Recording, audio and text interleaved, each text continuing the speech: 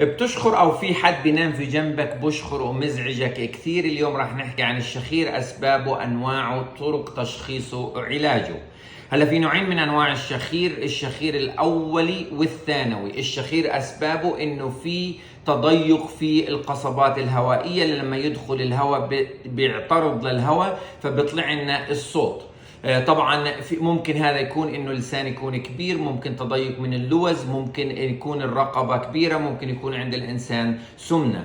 حكينا في نوعين، في الاولي انه هو شخير مزعج بس بياثر على الانسان اللي بينام عند الشخص اللي بشخر، وفي الشخير الثانوي اللي هو بيكون مربوط مع انحباس التنفس النومي اللي راح نحكي عنه في فيديو ثاني.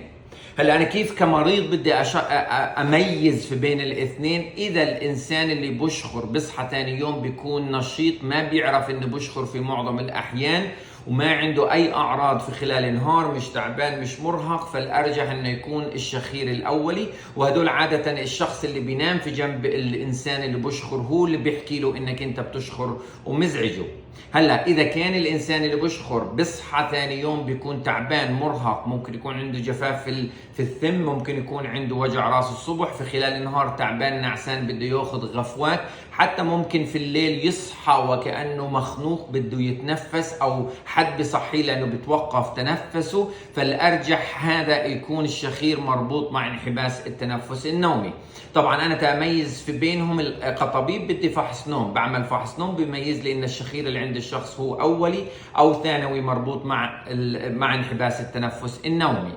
هلا بالنسبه للعلاج، اذا كان الشخير هو الاولي ممكن الانسان يلبس قطعه بيعملها دكتور الاسنان اللي يخلي القصبات الهوائيه مفتوحه، ممكن قطعه على الانف، ممكن يسوي عمليه جيوب او حتى عمليه لوز عشان يوسع القصبات الهوائيه.